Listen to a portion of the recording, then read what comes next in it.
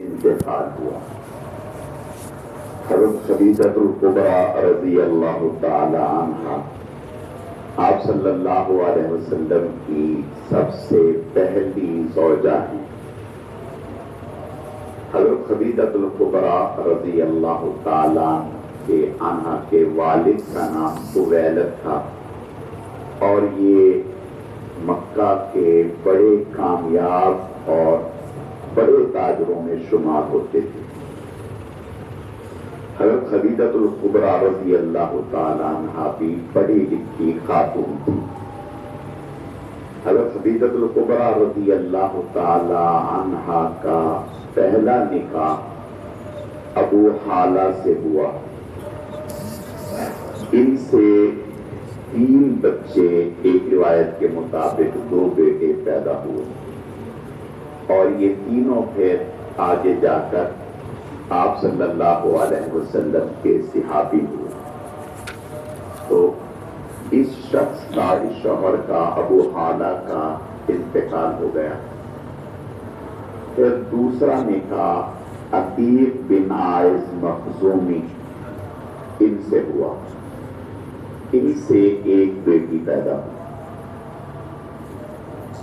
اللہ کا کرنا کچھ وقت کے بعد اس شوہر کا بھی انتقال ہے۔ تو حضرت خدیجہ الکبریٰ رضی اللہ تعالی عنہا سامان تجارت بھیجا کرتی تھی اور بہت کامیاب تجارت تھی۔ ملک شام میں، یمن میں ان کا تجارتی سامان جاتا تھا۔ پھر اس کے بعد کئی سارے لوگوں کی طرف سے، چونکہ اچھی شہرت کی حامل تھی، تو خاصے لوگوں نے رشتے بھیجے، پیغام نکاح بھیجے، تو انہوں نے نکاح کا ارادہ ترک فرما دیا کہ اب میں نے نکاح نہیں کرنا۔ اور سامان تجارت جو بھیجا کرتی تھی، ان کے غلام تھے میسرہ، بہت اچھے، دیانتدار، صلاحیت والے۔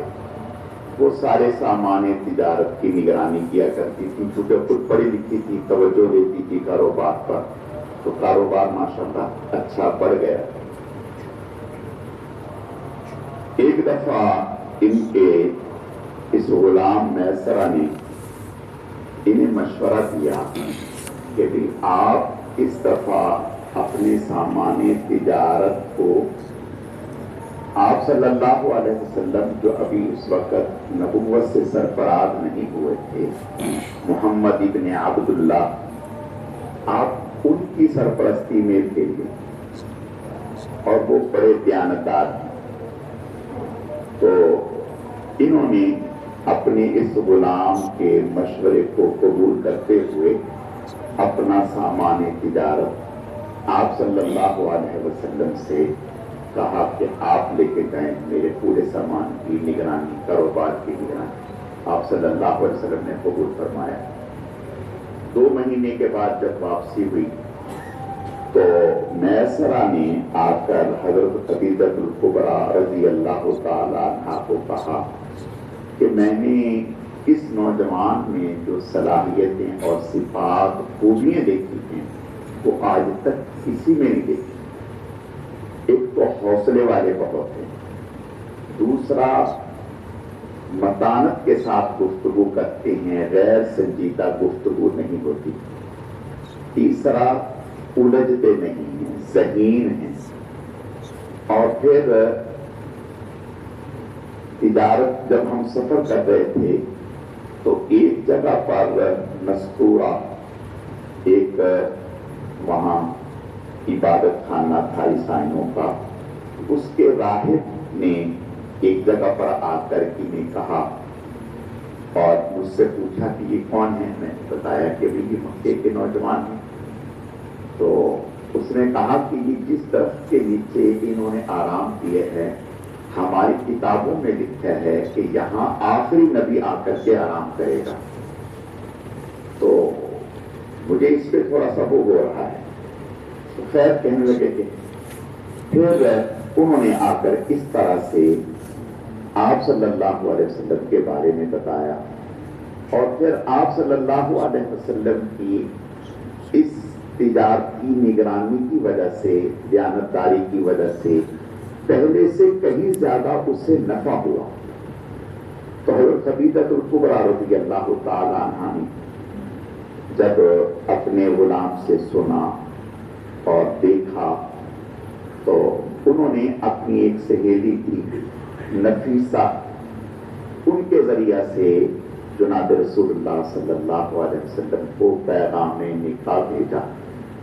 اس وقت آپ صلی اللہ علیہ وسلم کی عمر 25 سال تھی اور حضرت خدیجہ الکبریٰ رضی اللہ تعالی عنہا کی عمر 40 سال تھی۔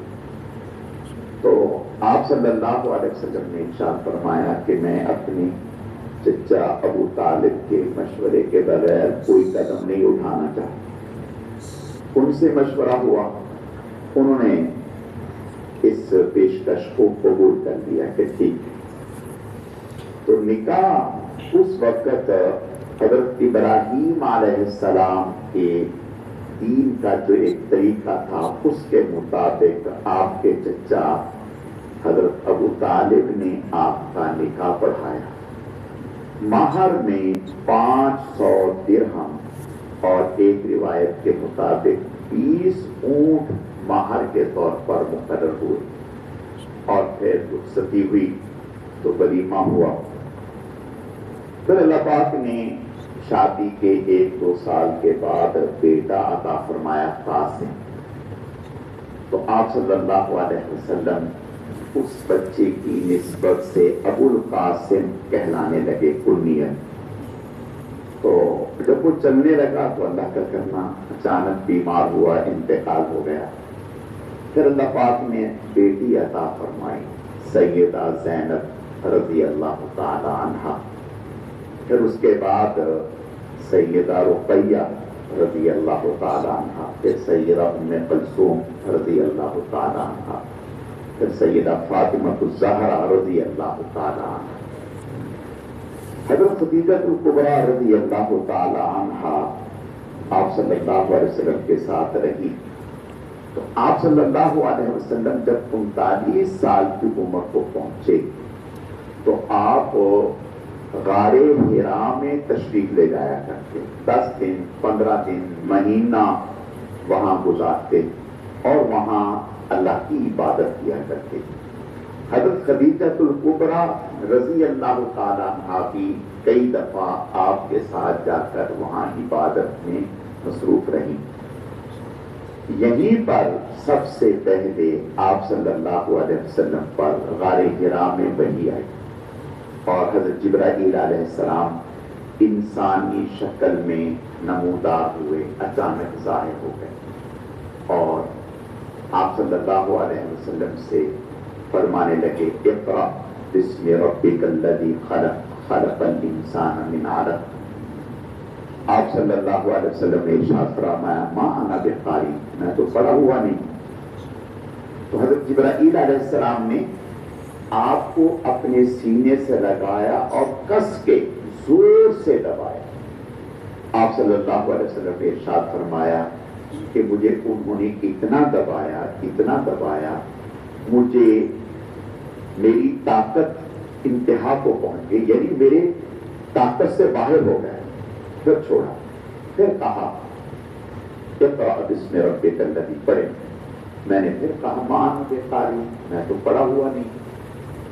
اب یہاں ایک ذہن میں بات آتی ہوگی کہ جبرائیل علیہ السلام کو آپ سے فرما رہے تھے اقرأ بسم ربک الذی خلق، آپ عرب تھے اور یہ چند آیتیں یہ پڑھنا کیا مشکل ہے، یہ پڑھنا کیا مشکل ہے، اور آپ صلی اللہ علیہ وسلم فرما رہے ہیں ما انا بقاری، میں تو پڑھا ہوا نہیں ہوں۔ ہم دیکھتے ہیں کہ ہم بچہ ہوتا ہے اس کو پہلے دن کہتے ہیں بیٹا پڑھو بسم اللہ، تو وہ پڑھ لیتا ہے۔ تو علماء نے لکھا کہ اصل میں حضرت جبرائیل علیہ السلام آپ صلی اللہ علیہ وسلم کے پاس یہ جو آیتیں لائے تھے یہ زبانی نہیں کہلوا رہے تھے، بلکہ ریشم کے ٹکڑے پر لکھی ہوئی تھی، وہ ریشم کا ٹکڑا آپ کے سامنے کر کے پھر فرما رہے تھے یہ پڑھو. اب آپ صلی اللہ علیہ وسلم فرما رہے تھے ما انا بقاری. اور دوسری چیز قرآن پاک میں اللہ نے ذکر فرمایا انا سنلقی علیک قولا ثقیلا. ہم نے آپ کے اوپر بہت بھاری کلام اتارا ہے. اور یہ وحی کا بوجھ اتنا ہوتا تھا جب آپ پر وحی آتی تھی. حضرت عائشہ صدیقہ رضی اللہ تعالیٰ عنہ فرماتی ہیں سخت سردی کے زمانے میں پیشانی پر پسینہ قطرے گر رہے ہوتے تھے، اور اگر جانور پر بیٹھے ہوتے تھے تو وہ وزن برداشت نہیں کرتا تھا، نیچے بیٹھ جاتا تھا. حضرت زید رضی اللہ تعالیٰ فرماتے ہیں کہ ایک دفعہ آپ پر وحی آئی تو آپ کی ران میری ران پر تھی تو مجھے ایسا لگا کہ میری ران چورا چورا ہو گئی. اتنا وحی کا بوجھ تھا، وزن تھا.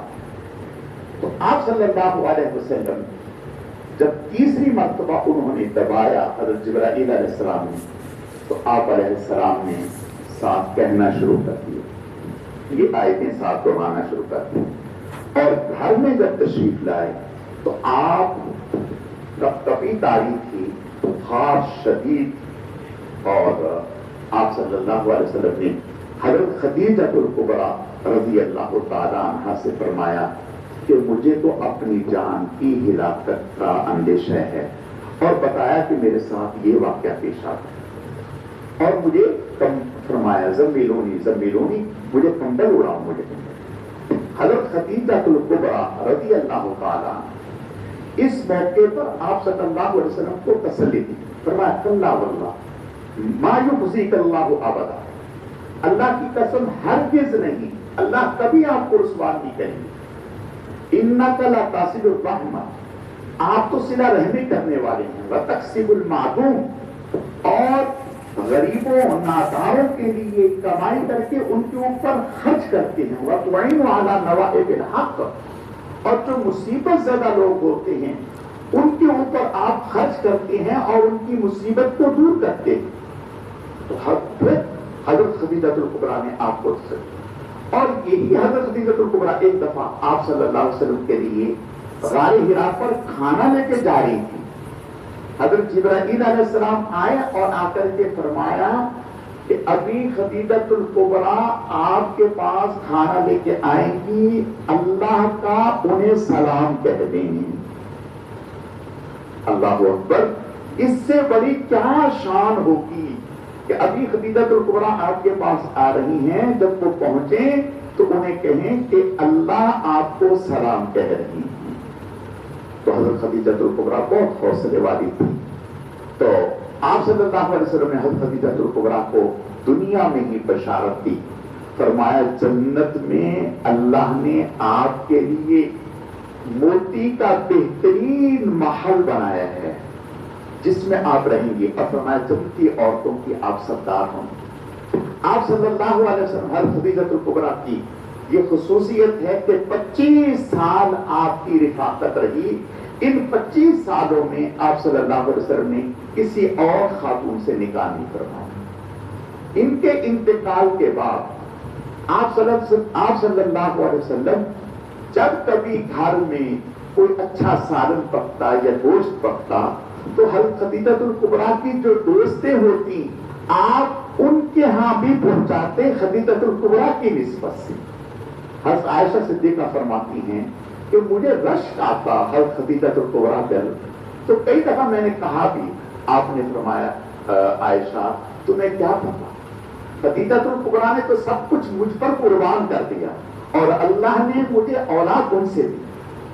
تو 10 رمضان المبارک کو سن 10 نبوی میں جب ان کا انتقال ہوا اور چند دن پہلے آپ کے چچا حضرت ابو طالب کا انتقال ہوا، چند دن کے بعد ان کا انتقال ہوا، آپ کو انتہائی صدمہ ہوا، بہت صدمہ ہوا. اور آپ نے اس سال کا نام عام الحزن قرار دے دیا، غم کا سال. آپ صلی اللہ علیہ وسلم نے خود انہیں قبر میں اتارا اور جنت المعلیٰ میں دفن فرمایا. اللہ تعالیٰ ان کے درجات کو بلند فرمائے اور اللہ پاک ہمیں اپنی بڑوں کے نقشے پا پر چلنے کی توفیق عطا فرمائے.